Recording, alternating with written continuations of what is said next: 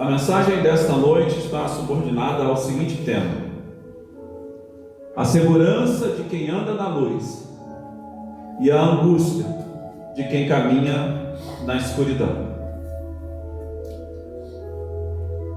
Ela está fundada no texto do Evangelho de João, capítulo 11, e eu estarei lendo dos versos de 7 a 10.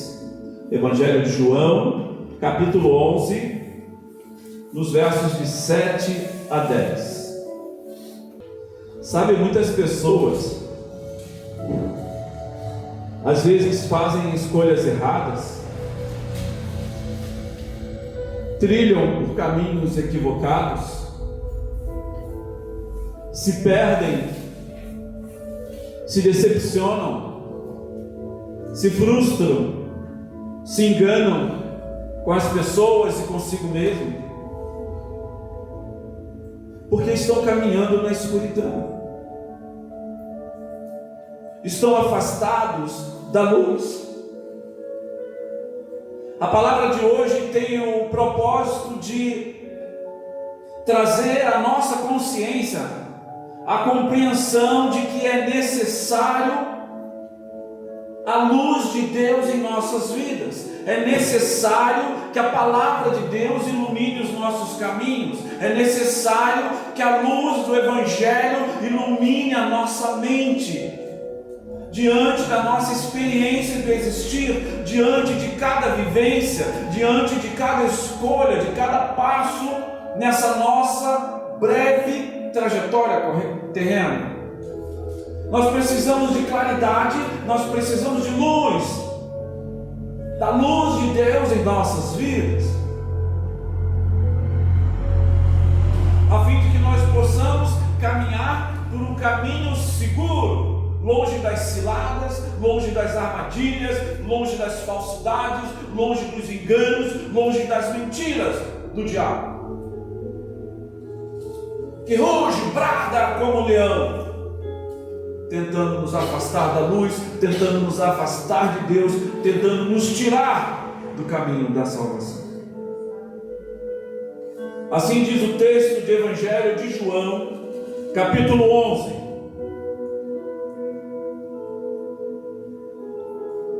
Jesus falando.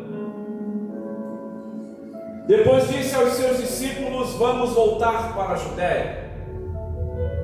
Bem, qual é o pano de fundo desse texto?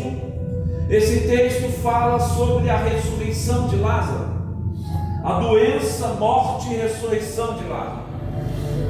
Mas não é sobre Lázaro que nós vamos falar nesta noite. É sobre uma fala específica de Jesus para os seus discípulos, quanto aqueles que caminham nas trevas ou aquele que seguem firme, confiantes no caminho da luz. Esse é o contexto. Os discípulos disseram: Rabi, há pouco os judeus tentaram apedrejar-te, e mesmo assim vais voltar para lá? Eles queriam advertir Jesus sobre o perigo de voltar para a Judéia. Tem gente que não gosta de você, tem gente que quer te fazer mal, e ainda assim tu vai para lá? Olha, percebam que o olhar dos discípulos, o medo, a apreensão dos discípulos é fruto da mente deles ainda está obscurecida. Ainda não compreendiam os propósitos de Deus para o seu amado Filho, o nosso Senhor Jesus Cristo. Ainda não compreendiam que era necessário ele voltar para Jerusalém. Havia algo a ser realizado, algo escrito no coração de Cristo, desejado no coração de Deus, desde o Éden, desde a queda, como um caminho para restaurar o caos, como um caminho para resgatar os filhos que estavam debaixo de uma sentença de morte por causa do salário do pecado. Eles ainda não haviam compreendido isso. Jesus respondeu: o dia não tem 12 horas? Quem anda de dia não tropeça, pois vê a luz deste mundo. Quem anda de dia não tropeça, porque no dia tem luz. Quem anda de noite tropeça, pois nele não há luz. Então Jesus coloca duas possibilidades de caminhada. Uma durante o dia, onde tem luz, e se tem luz não há tropeço, não há engano. Ou caminhar durante a noite, onde a tua visão é limitada, a tua percepção é limitada, e aí você se coloca numa condição de vulnerabilidade, de perigo, de tropeçar, de cair, de se machucar. Mas você poderia estar me perguntando, pastor, o que afinal significa caminhar nas trevas? Caminhar por um caminho de escuridão? Bem, fora do alcance dos nossos olhos naturais, há uma batalha sendo travada. Os inimigos se posicionam em nossas fronteiras, escondidos nas sombras, escondidos nas penumbras, esperando o momento certo para agir contra as nossas vidas, nossos casamentos, nossas famílias. Não podemos ignorar o fato de que estamos em guerra, não contra homens, mas contra seres espirituais da maldade, que usam pessoas, aí sim, para nos ferir, para nos machucar, para nos causar dor, tristeza e sofrimento. O inimigo que usa pessoas para nos afastar de Deus e nos levar para um caminho de escuridão, porque ele sabe que afastados de Deus estaremos em trevas, e uma vez em trevas seremos alvos fáceis para os seus terríveis ataques, para as suas terríveis armadilhas plantadas em nossos caminhos. Amém? Vocês estão entendendo até aí? Preste atenção no que está escrito em Efésios 6:12, acerca desses inimigos espirituais. Bem, ele não se materializa, ele usa pessoas, corações vazios, corações que amam mais o mundo do que a Deus. A nossa luta não é contra carne nem sangue, mas contra seres espirituais que usam carne e sangue para tentar te afastar de Deus, para chegar na tua casa na hora do culto, sabe que tu é crente, sabe que tu tem um compromisso com Deus todo domingo 19 horas, mas ele vai te convidar para isso e para aquilo outro, sempre querendo te desvirtuar. Ele vai falar do teu pastor, ele vai falar da tua igreja, ele vai falar de experiências antigas, ele vai falar de quem errou, de quem falhou. Quem erra, quem falha são exceções, não é a regra. Usa pessoas para te entristecer e te afastar de Deus, mas quando você passar por sua crise, passar pelo seu vale, passar pelo seu problema, ele não vai estar lá para te acudir, ele vai ser o primeiro a te abandonar, ele vai ser o primeiro a te dar as costas. Não Jesus. Com relação aos inimigos espirituais, Efésios 12 diz assim: pois a nossa luta não é contra sangue e carne, mas contra os poderes e as autoridades, contra os dominadores deste mundo de trevas, e contra as forças espirituais do mal nas regiões celestiais. Então, se uma pessoa te faz mal, se uma pessoa te agride, se uma pessoa te ofende, se uma pessoa te magoa, não ataca a pessoa. Amém? Amém. Pede para Deus, tem misericórdia dela. Mas quanto a esse mal que opera através da vida dela, para me abater, para me destruir, para me ofender, para me difamar, para me causar dano, Deus, contra esse mal, repreende em nome de Jesus, que ele não tenha poder sobre a minha vida. Amém? Amém. Às vezes vai ser teu marido, Foi com Pedro. Pedro do nada, distraído. Não, Senhor, tu não vai se matar, tu não vai se entregar, tu não vai morrer. E Jesus fala para ele: aparta-te de mim. Porque sabia que quem estava usando Pedro para falar aqui. Amém? Amém. Então não brigue com as pessoas, mas ore para que Deus, em nome de Jesus, repreenda o espírito que atua através da vida das pessoas. Quanto a você, eu não tenho o que te dizer. Eu peço só que Deus tenha misericórdia da tua vida. Amém? Amém. Não vou rebater, não vou discutir, não vou bater boca, porque o Senhor é o meu juiz. Ele conhece a minha vida melhor do que a tua, porque melhor do que você, aliás. Quanto a essa questão, eu entrego na mão de Deus. A gente não vai discutir com a pessoa: ei, você é filho do diabo, o diabo está no teu corpo, está cheio de capeta. Não faz isso. Amém? Às vezes o marido faz umas artes, faz umas coisas, está endemoniado. Não faz isso. Não amaldiçoa teu marido. Ah, bênção. Ô, santinho. Aleluia. Eu vou orar por você, abençoado. Amém? Abençoe. Mas amém.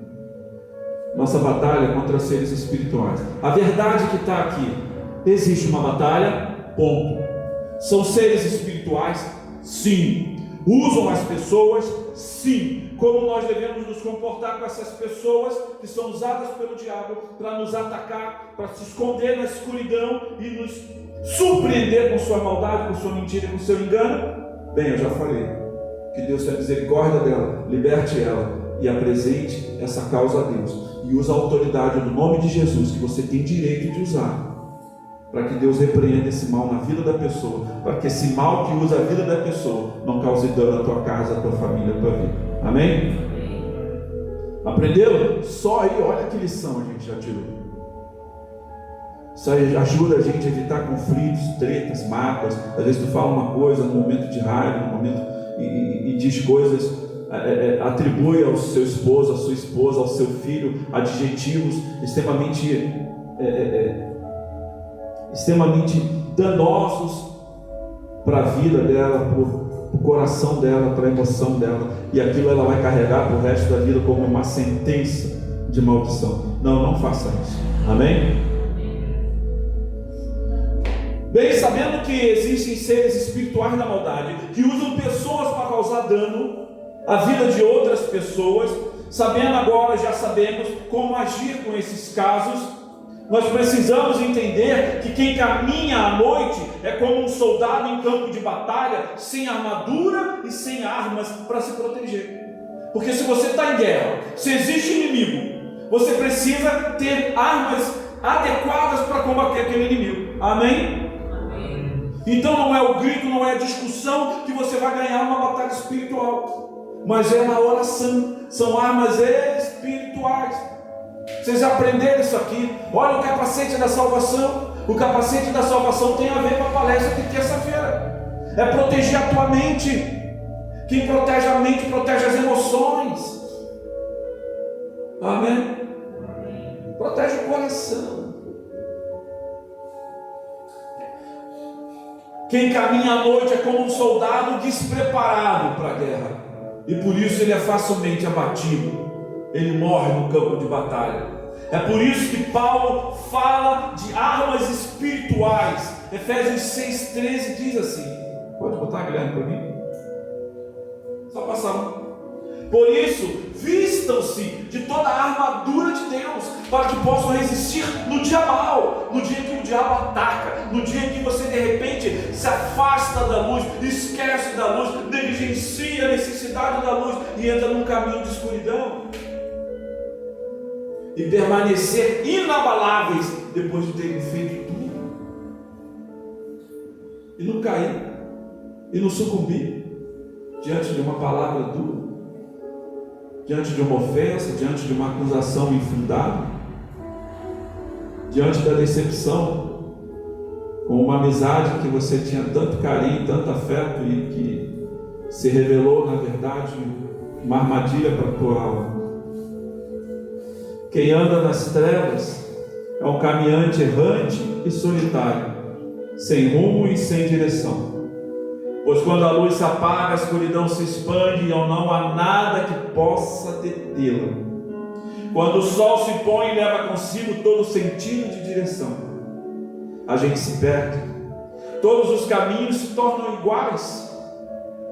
Seus acidentes e perigos, que são ocultados pelas sombras, facilmente nos alcançam e nos ferem.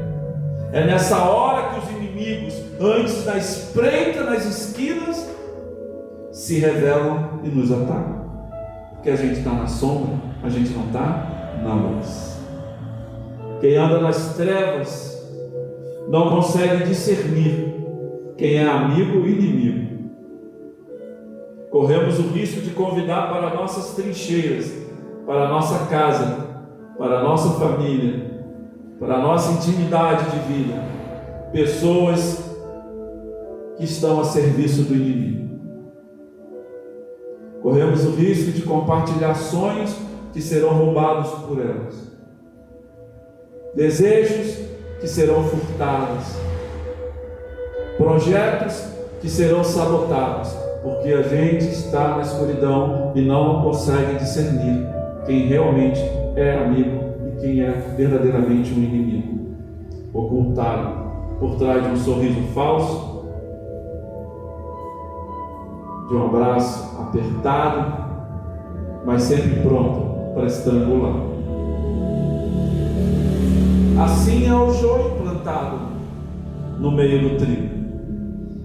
Ele está ali para difamar, ele está ali para causar dissensão, ele está ali para causar confusão. O joio é aquele que não concorda, que não aceita, que não é desse jeito, que tem nada tá bom para ele está sempre reclamando de tudo, não faz nada, mas está sempre questionando tudo que a gente tenta fazer. O joio é o inimigo da liderança. E aquele que está por trás das nossas linhas de defesa, aquele que entrou na estrutura da nossa vida, do nosso dia a dia, conhece nossas rotinas profissionais, familiares e emocionais, conhece nossas fraquezas e fragilidades, usam esse conhecimento como porta de acesso para invadir e roubar a paz do nosso coração, para matar a nossa esperança e destruir a nossa relação com Deus. Olha só o que o texto de João 10:10 diz para nós.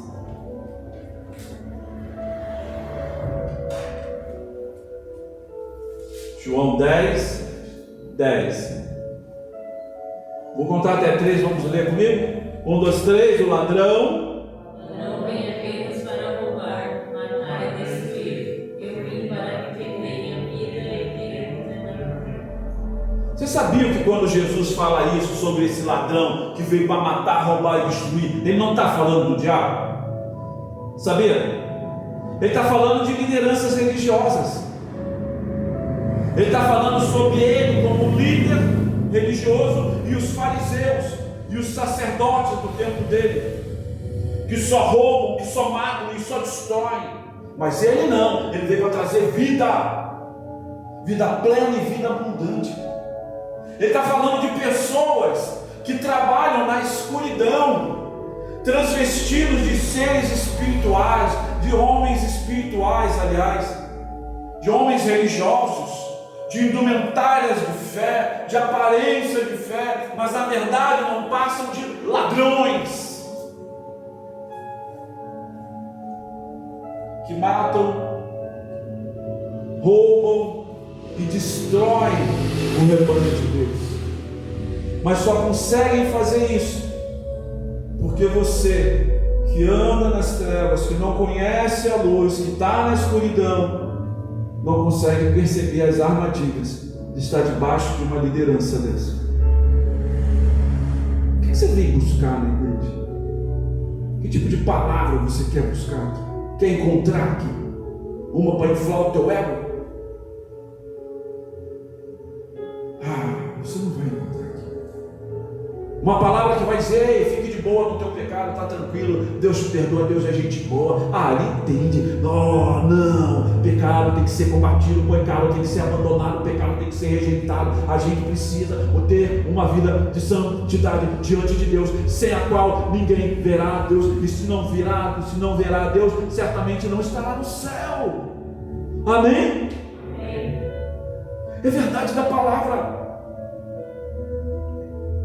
E eu não posso te privar disso.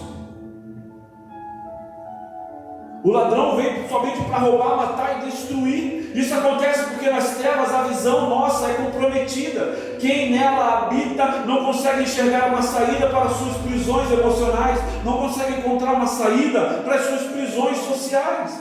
São solitários e sem esperança, mergulham de vez na escuridão, cada vez mais fundo na escuridão, se tornando reféns de seus medos, se tornam cárceres de suas emoções. Nessas densas trevas somos frágeis, somos presas fáceis, expostos a todo tipo de ataque do maligno. Provérbios 4:19, não precisa colocar, diz assim: mas o caminho dos ímpios é como densas trevas, nem sequer sabem em que estão tropeçando. Não sabe nem como foi que você caiu, o que foi que te derrubou, o que foi que tirou a tua paz, que te jogou nesse vale, nesse deserto. Não consegue entender, porque a escuridão é tão densa, a alienação da luz é tão grande que ele não consegue perceber. Às vezes acha que a culpa é de um, a culpa é de outro. Está enganado, vivendo no engano, no meio da escuridão. Amados, só quem anda na luz consegue identificar os perigos ocultados pela noite. É isso que Jesus estava falando lá em João. E consegue se proteger dos mais variados ataques do mal, que vem por meio de pessoas que se transvestem de amigos, mas na verdade são inimigos declarados, a serviço do mal, cujo coração e a mente estão impregnados do maligno, contra a minha e a tua vida. Só quem anda na luz percebe o mal por trás de um abraço, por trás de um presente e de um sorriso artificial. Cuidado com o que você leva para a tua casa, de quem você ganha e por que você ganha. Mas afinal você poderia estar se perguntando agora: pastor, mas o que é efetivamente andar na luz? Andar na luz é caminhar com Cristo. Diz a palavra em João 8:12. Andar na luz é caminhar com Jesus, é ter Jesus no coração. João 8:12 diz assim, falando novamente ao povo, Jesus disse: eu sou a luz do mundo, quem me segue nunca andará em trevas, mas terá a luz da vida. Deus ilumina o meu caminho, Deus, haja luz no meu coração, na minha mente. Eu estou numa escuridão, eu não consigo encontrar uma saída. Ei, você é de Jesus que você precisa. Chama Jesus, diz sim para Jesus, como eu disse quinta-feira. Tudo começa dizendo sim para Jesus, para o divino convite: vinde a mim. Está cansado? Vinde a mim. Está sobrecarregado? Vinde a mim, eu vos aliviarei.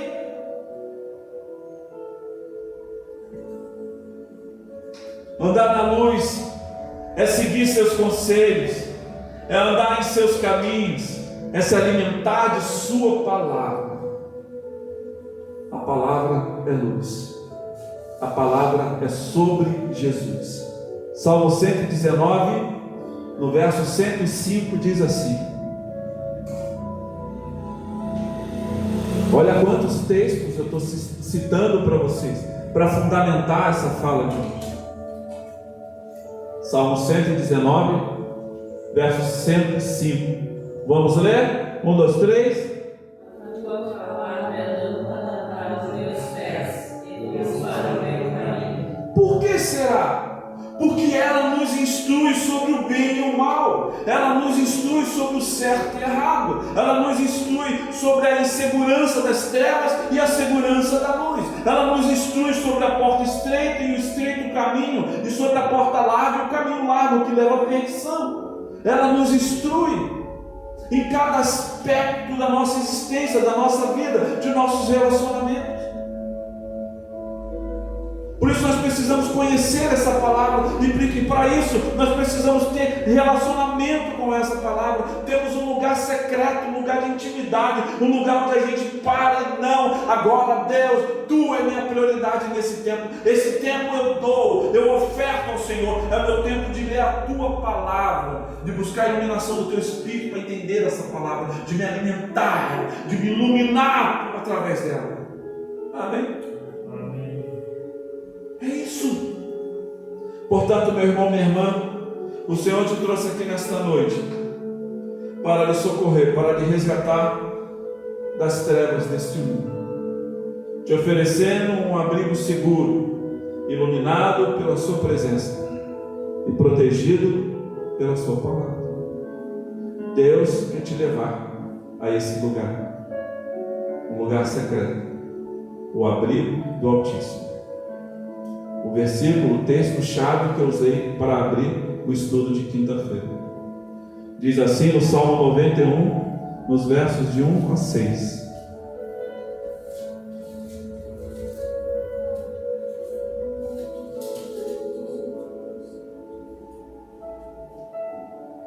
Salmo 91, de 1 a 6. Aquele que habita no esconderijo do Altíssimo descansará à sombra do Onipotente.